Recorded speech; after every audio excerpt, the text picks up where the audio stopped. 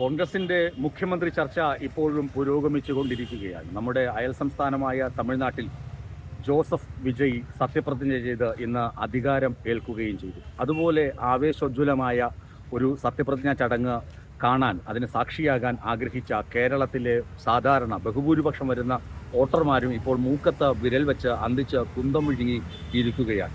കേരളത്തിൽ എന്താണ് നടക്കുന്നത്? 3 പേരും ഇതുവരെ വിട്ടുവീഴ്ചയ്ക്ക് തയ്യാറായിട്ടില്ല. ICC ആസ്ഥാനത്ത് നിന്ന് മാർപ്പാപ്പമാരെ തിരഞ്ഞെടുക്കുമ്പോൾ വെളുത്ത പുകയാണോ കറുത്ത പുകയാണോ ഉയരുന്നത് എന്നറിയാൻ ആകാംക്ഷയുടെ വിശ്വാസ സമൂഹം കാത്തിരിക്കുന്നത് പോലെ കേരളത്തിലെ ജനാധിപത്യ വിശ്വാസികളൊക്കെ കാത്തിരുന്നു. AICC ആസ്ഥാനത്ത് നിന്ന്, ഹൈക്കമാൻഡ് ആസ്ഥാനത്ത് നിന്നൊക്കെ ഇപ്പോൾ വെളുത്ത പുക ഉയരും, ഒരു തീരുമാനം ഉണ്ടാകുമെന്ന് കഴിഞ്ഞ അർദ്ധരാത്രി വരെയും കാത്തിരുന്നു. പക്ഷേ ഒന്നും നടന്നില്ല.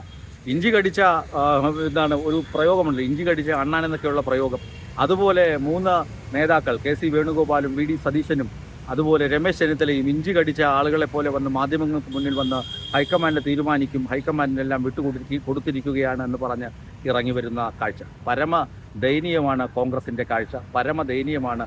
കേരളത്തിലെ ഈ ഒരു അവസ്ഥ ഇത് ചെന്ന് നിൽക്കുന്നത് ഇങ്ങനെ.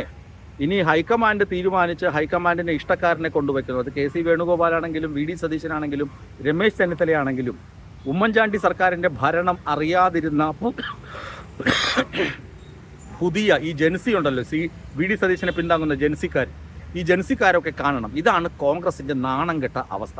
ഈ നാണം കെട്ട അവസ്ഥയിൽ നിന്നാണ് കോൺഗ്രസിനെ ചവിട്ടി പുറത്താക്കി ഇടതുമുന്നണിക്ക് കേരളം തുടർഭരണം നൽകിയിരുന്നത്. ആ ഇടതുമുന്നണിയെ നിങ്ങളൊക്കെ കൂടി വോട്ട് ചെയ്ത്, നിങ്ങളും ഇടതുമുന്നണിയിലെ വോട്ടുകാരും ഒക്കെ ചേർന്ന് പുറത്താക്കി കോൺഗ്രസിന് അധികാരം കൊടുത്തു. അതിൽ UDFന് മൃഗീയ ഭൂരിപക്ഷം നൽകി. ഇപ്പോൾ KC വേണുഗോപാൽ പറയുന്ന ഒരു കാര്യം, UDF എന്ന് പറയുമ്പോൾ അതുകൂടി നമ്മൾ അറിഞ്ഞിരിക്കണം. KC വേണുഗോപാൽ പറയുന്നത് ലീഗ് ഇങ്ങോട്ട് വന്ന് ഒന്നും പഠിപ്പിക്കേണ്ടതില്ല, ലീഗിനെ കൂടാതെ ഒറ്റയ്ക്ക് ഭരിക്കാനുള്ള ഭൂരിപക്ഷം ഞങ്ങൾക്ക് ഉണ്ട്. ഇതുവരെ ലീഗിൻ്റെ പിന്തുണ തേടുകയും ലീഗ് ഇല്ലെങ്കിൽ ഒന്നുമില്ല എന്ന് പറയുകയും ചെയ്തിട്ട് ലീഗിനെ പാലം കടക്കുവോളം നാരായണ, അത് കഴിഞ്ഞാൽ കൂരായണ എന്ന് പറഞ്ഞ് വലിച്ചെറിയുന്ന രീതിയാണ് KC നടത്തിയത്. അപ്പോൾ ഹൈക്കമാൻഡിന് ഇഷ്ടക്കാരനായ KC വേണുഗോപാലിനെ മുഖ്യമന്ത്രിയായി നിശ്ചയിച്ചു കഴിഞ്ഞാൽ ഈ UDFലെ കെട്ടുറപ്പ് എങ്ങനെ ആയിരിക്കും എന്ന് നിങ്ങളൊന്ന് ആലോചിക്കുക. ഇനി VD സതീശൻ മുഖ്യമന്ത്രിയായാൽ എന്തായിരിക്കും സ്ഥിതി? രമേശ് ചെന്നിത്തലയും അതുപോലെ തന്നെ KC വേണുഗോപാലും മുഖ്യമന്ത്രി എന്ന പദവിയിലിരിക്കുന്ന VD സതീശനെ സുഗമമായി ഭരണം നടത്തുവാൻ അനുവദിക്കുമോ? ഇതൊരു വലിയ ചോദ്യചിഹ്നമാണ്. രമേശ് ചെന്നിത്തല മുഖ്യമന്ത്രിയായാലോ? രമേശ് ചെന്നിത്തലയെ വ്യക്തമായി നന്നായി ഭരിക്കുവാൻ VD സതീശനും KC വേണുഗോപാലും അനുവദിക്കുമോ? ഒരിക്കലും ഇല്ല. കാരണം അവരുടെ ഗ്രൂപ്പ് പോരിങ്ങനെ തുടർന്നുകൊണ്ടേയിരിക്കും. ഈ പോര് അടുത്ത 5 വർഷം നിങ്ങൾക്ക് കാണാൻ കഴിയും. ഇവർ പറഞ്ഞ പ്രഖ്യാപനങ്ങൾ, KSRTC ബസ്സിലെ സ്ത്രീകളുടെ സൗജന്യ യാത്ര, ആശമാർക്ക് 21,000 രൂപയുടെ ഓണറേറിയം, 25 ലക്ഷം രൂപയുടെ ആരോഗ്യ ഇൻഷുറൻസ്, വായ്പ പലിശരഹിത വായ്പ 5 ലക്ഷം രൂപ, പെൺകുട്ടികൾക്ക് പഠിക്കുമ്പോൾ അവസരത്തിൽ പോക്കറ്റ് മണിയായി 1000 രൂപ.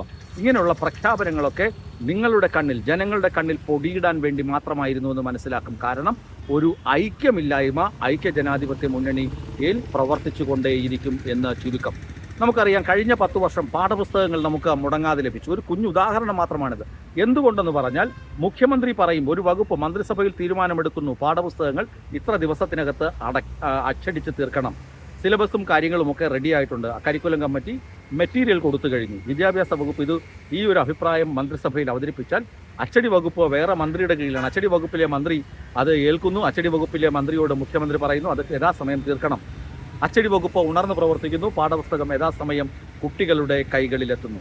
എന്നാൽ ഇവിടെയാണെങ്കിലോ വിദ്യാഭ്യാസ വകുപ്പ് ഓൾമോസ്റ്റ് മുസ്ലിം ലീഗിൻ്റെ കൈകളിൽ തന്നെയായിരിക്കും. കോൺഗ്രസിലെ ഏതെങ്കിലും ഒരു വ്യക്തിയായിരിക്കും അച്ചടി വകുപ്പ്, അല്ലെങ്കിൽ വേറെ ഏതെങ്കിലും മുന്നണിയിലുള്ള ആളായിരിക്കാം അച്ചടി വകുപ്പ് കൈകാര്യം ചെയ്യുന്നത്.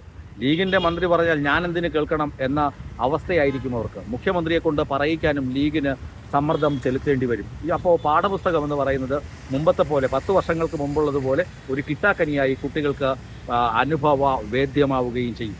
ചുരുക്കത്തിൽ മുഖ്യമന്ത്രി ആരായാലും, ഈ പറയുന്ന കടിപിടി കൂടി ആര് മുഖ്യമന്ത്രിയായി വന്നാലും അയാൾക്ക് സ്വസ്ഥമായി ഭരിക്കാനുള്ള അവസരം മറ്റ് 2 പേരും ഉണ്ടാക്കില്ല, മറ്റ് 2 പേരുടെയും അണികൾ ഉണ്ടാക്കില്ല.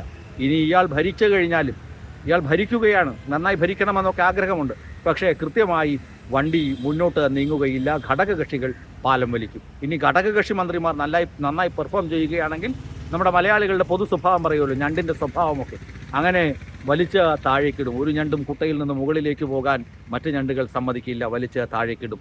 അതായിരിക്കും വരാൻ പോകുന്ന 5 വർഷം കേരളം സാക്ഷ്യം വഹിക്കാൻ പോകുന്നത്.